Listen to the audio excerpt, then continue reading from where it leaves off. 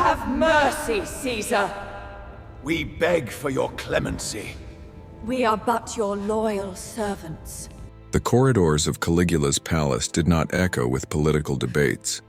They echoed with the desperate pleas of those begging for mercy. Under his rule, Rome's elite discovered a new kind of terror. A world where fathers were forced to auction away their own daughters' innocence, and husbands had to cheer while their wives were humiliated in a twisted, public spectacle. This was not random insanity. It was a calculated system, a machine where cruelty wasn't the exception. It was the daily routine. Every horror was logged in official records, listed like any other mundane expense of the empire. Each act had a price tag, an entry number, and a procedure. And through this chilling mechanism, the greatest empire of the ancient world bowed before an engine of organized depravity. To understand how Rome reached this point, we must rewind to the moment a smiling young man was hailed as the empire's great hope. But before we descend deeper, help this small channel grow. Hit the like button and subscribe so you don't miss our explorations into history's darkest corners. The genius of Caligula's system was its chilling bureaucracy. It wasn't enough to commit atrocities. They had to be recorded, quantified, and filed away. The imperial archives, a place once reserved for treaties and tax rolls, now held scrolls that detailed depravity with cold administrative precision. Scribes trained to record the minutes of Senate meetings now found themselves documenting the duration of violations and the fees assessed for participation. This wasn't just about keeping records. It was about creating a permanent, inescapable ledger of shame. Every senator, every knight who was complicit knew their name was in that archive, their family's disgrace immortalized in ink and parchment. The system was designed to be self-perpetuating. The very act of recording these events normalized them, turning unspeakable acts into just another line item in the ledger of empire. The terror was not merely in the act itself, but in the cold, dispassionate efficiency with which it was processed. The empire had always been a machine, but Caligula had found a way to weaponize its bureaucracy, turning it against the very people it was meant to govern, grinding their dignity into dust and filing the remains. Gaius Julius Caesar Germanicus, known to the world as Caligula, because of the little soldier boots he wore as a child. He was the adored son of a beloved Roman general. His ascent to power was welcomed as a miracle. The city celebrated for 100 days. To the crowds, he represented the continuation of a legendary bloodline. Senators finally breathed easily, relieved after the suffocating paranoia of Emperor Tiberius. No one could have imagined that this charismatic, well-educated young man would become the architect of the most structured system of moral corruption Rome would ever witness. His early years were a mix of privilege and trauma. He was raised among soldiers who revered his father, but he also saw the dark side of imperial politics, the suspicious, likely poisoned death of Germanicus, and the systematic destruction of his own family. His mother, Agrippina the Elder, was exiled. His brothers were executed or imprisoned. Caligula survived by perfecting a role, harmless, foolish, and utterly non-threatening. Growing up in Tiberius's court taught him one critical lesson. In Rome, survival depended on deception, and he became a master of the craft. He learned this lesson on the island of Capri, in the twilight court of the aging Tiberius. It was a place of whispers and suspicions where a wrong glance could mean death. The young Caligula played the part of the obedient, simple-minded nephew to perfection. He was a charming companion, never showing ambition, never reacting to the constant provocations and psychological games Tiberius employed to test those around him. He witnessed firsthand the absolute power of the princeps, a power that could erase a person, a family, a memory with a single word. This education was more formative than any tutoring in rhetoric or philosophy. He saw that the Senate was a body of frightened men, that tradition was a flimsy shield, and that the only true law was the will of the emperor. The cheerful, hopeful young man the Roman people embraced in 37 AD was a masterpiece of performance, a character crafted over years of trauma and observation. The real Caligula, the one shaped by fear and a profound understanding of power's corrupting potential, was waiting just beneath the surface. ready to emerge when the throne was finally his. When he first took the throne, everything looked promising. He cut taxes, released political prisoners, and hosted spectacular games. He built aqueducts and repaired major roads. Rome adored him. Women scattered flowers in his path. Senators, the same men who would later tremble at his footsteps, fought for a moment of his attention. It felt like a golden age had dawned. Then in the autumn of 37 AD, a mysterious illness struck him down. For weeks he hovered at the edge of death. Court doctors documented raging fevers, violent convulsions, and delirious episodes where he claimed to speak directly with Jupiter. When he finally opened his eyes, something fundamental inside him had shattered. The first sign was subtle yet profound. He commanded that every statue of every god in Rome should have its head replaced with his own likeness. After that, the shift was impossible to ignore. His eyes, once lively and warm, turned hollow and predatory. He developed a relentless insomnia, wandering the palace by night, whispering to statues and conversing with the moon. Servants often found him at dawn, naked in the palace gardens covered in soil, claiming he had been planting Rome's destiny. But what he planted was not a future. It was the seed of something far darker. Historians and physicians have debated the nature of that illness for centuries. Was it a viral encephalitis that inflamed his brain, altering his personality permanently? Was it a nervous breakdown, the final collapse of a psyche that had endured too much trauma? Or was it simply the moment the mask, which he had worn for so long, finally fused to his face, revealing the true self beneath? His behavior after recovering went beyond mere tyranny. It suggested a complete break with reality, a messianic grandiosity coupled with a bottomless capacity for cruelty. He didn't just want to be an emperor. He became convinced he was a living god. This wasn't a political strategy, but a genuine delusion. The insomnia and nocturnal wanderings were symptoms of a mind that could no longer find peace. His whispers to the moon weren't for an audience. They were the conversations of a man who believed he communed with celestial forces. The destiny he claimed to be planting in the gardens was the first, twisted blueprint for his new world order. A Rome, where he was not just the ruler, but the central deity of a state-sanctioned cult of fear, and every citizen was a potential sacrificial offering to his divinity. It started within his own household, with his sisters, Drusilla, Julia Livilla, and Agrippina the Younger. They became the first components in his new state policy. His fixation on Drusilla was extreme. He called her his Diana and treated her as his empress. When she died in 38 AD, Caligula spiraled into a frantic rage, imposing a strict mourning period where laughter or even family meals were forbidden. But his grief wasn't love. It was the fury of an owner who had been robbed. His attention then shifted to his other sisters, and then to the wives and daughters of Rome's elite. This is where the system truly ignited. Caligula forced noblewomen into acts with senators while he observed from a golden throne, taking notes on who seemed eager and who hesitated. These notes became political leverage.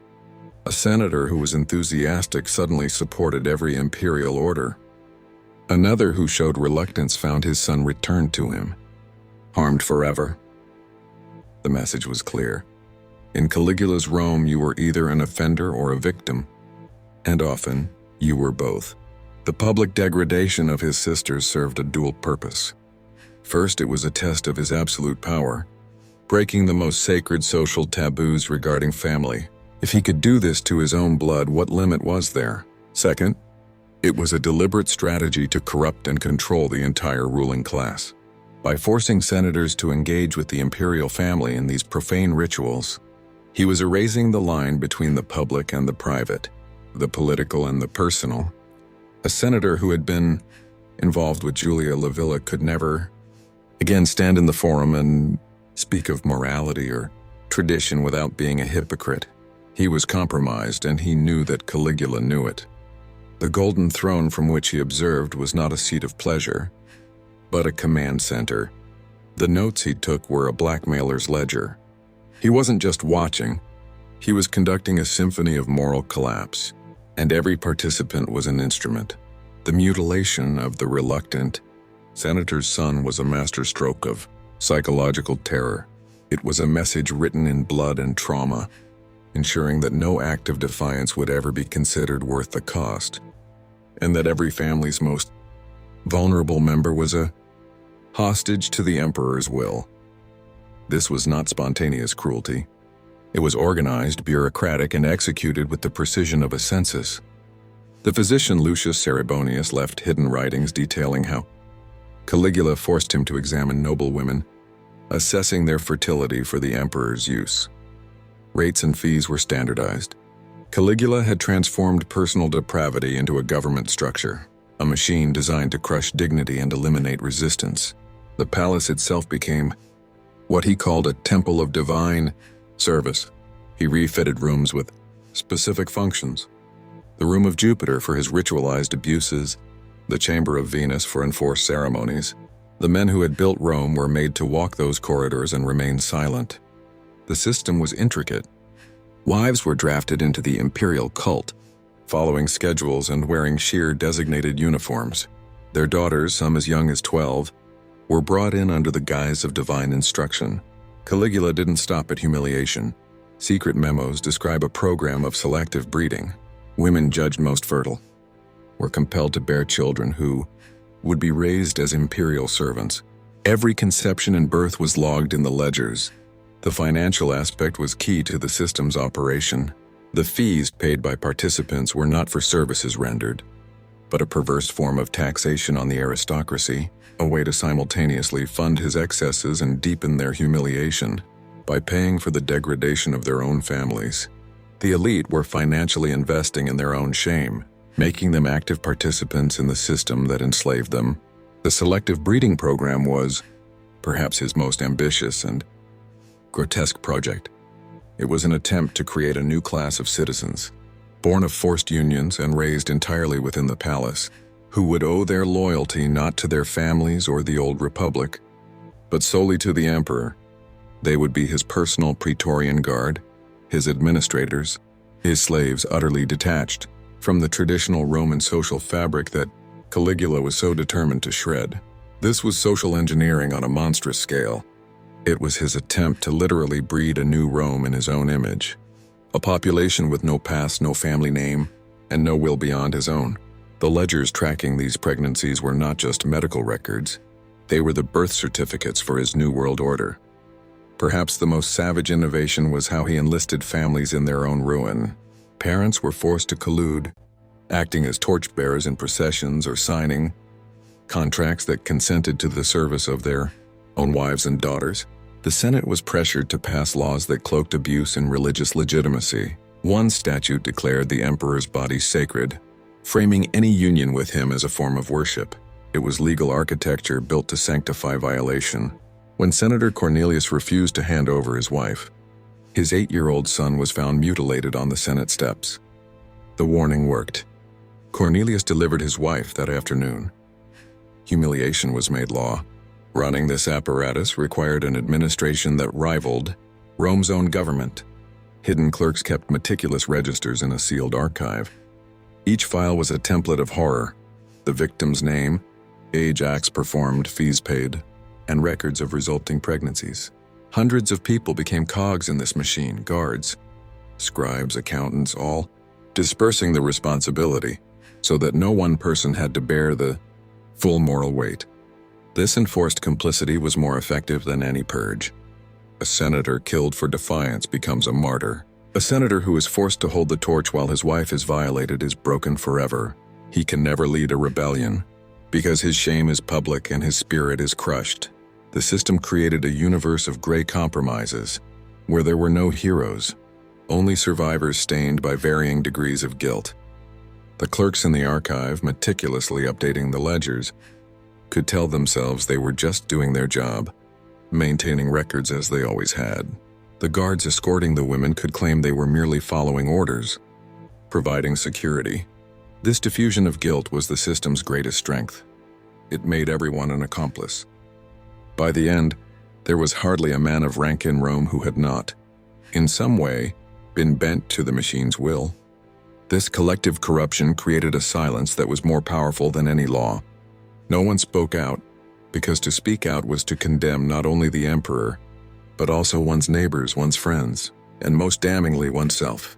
The ledger of shame was a mirror, and all of Rome was afraid to look into it. The horror was ritualized. On nights of the full moon, Caligula staged spectacles in a converted amphitheater. Husbands sat in the galleries in their senatorial togas, forced to maintain composure while their wives were degraded below. The emperor orchestrated every detail like a ringmaster. An entire shadow economy grew around the palace's needs, with everyone profiting from the system. Greed lubricated complicity. Attempts to resist were desperate and fatal. Some women swallowed poison. Others disfigured themselves. But imperial physicians were skilled at restoring life and appearance, returning them to the spectacle. There was no true escape. Caligula would sometimes read from the ledgers in the Senate, selecting names at random, forcing fathers to hear the clinical descriptions of what had been done. He was creating a collective memory of the trauma. But the very men who enabled the system eventually turned on him. On January 24, 41 AD, after a final brutal ceremony, the Praetorian guard Cassius Chaerea and his conspirators ambushed Caligula in a palace passageway. They stabbed him repeatedly, their blades delivering a symbolic justice for his years of humiliation. The shadow economy was a testament to how normalized the horror had become. Jewelers grew wealthy selling delicate chains that were used as symbolic restraints. Perfumers created bespoke scents for the participants.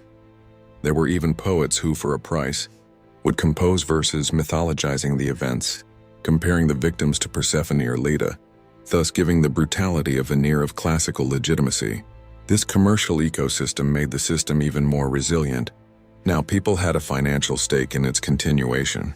The assassination led by Cassius Chaerea was born from a very personal hatred. Chaerea had been subjected to constant, petty humiliations by Caligula, who mocked his effeminate voice and assigned him demeaning tasks. For the Praetorians, who had been the enforcers of the system, the constant exposure to such extreme cruelty and the emperor's contempt for them personally eventually overrode their loyalty. The final chaotic ceremony was the last straw. As they cornered him in the cryptoporticus, their blades were not just striking a tyrant, they were attacking the monstrous system he embodied. They stabbed him over 30 times, with Chaerea reportedly aiming a final, symbolic blow to the emperor's genitals, fitting end for a man who had weaponized sexuality as a tool of power. The new emperor, Claudius, declared a damnatio memoriae, attempting to erase Caligula from history. Statues were toppled and inscriptions were chiseled away, but paper and people remembered. The children born under the breeding program grew up without knowing their origins. The victims aged with secrets sealed inside them. The empire moved on outwardly, but inwardly the wounds remained. Caligula's death removed a man, but not the system he had engineered. The manuals for institutionalized cruelty, the legal precedents, the registers of power, they did not vanish. They remained a dark inheritance, a testament that the echo of organized depravity lingers long after the tyrant is gone. The legacy of Caligula's reign was a profound change in the Roman psyche. The idea of the emperor was forever altered. He had demonstrated that the principate could be a vehicle for absolute, unaccountable power, divorced from any sense of duty to the Senate or the people. The precedent was set. While later emperors might not have engaged in the same specific depravities, they understood the lesson Caligula had taught, that terror, systematically applied, could control a population more effectively than benevolence. The children born from his program, now orphans of the state, were a living reminder. Some may have been quietly adopted into families, their true origins a deadly secret. Others likely remained within the palace structure, a permanent underclass. The archives, though perhaps hidden or purged by Claudius, proved that such a system was possible. The knowledge of how it worked, the bureaucratic blueprints for terror, did not disappear. They became a ghost in the machine of the Roman state, a dormant virus that could, under the right conditions, be reactivated. Caligula had proven that an advanced civilization could be harnessed to serve the darkest impulses of one man, and that knowledge was now a permanent part of the empire's DNA.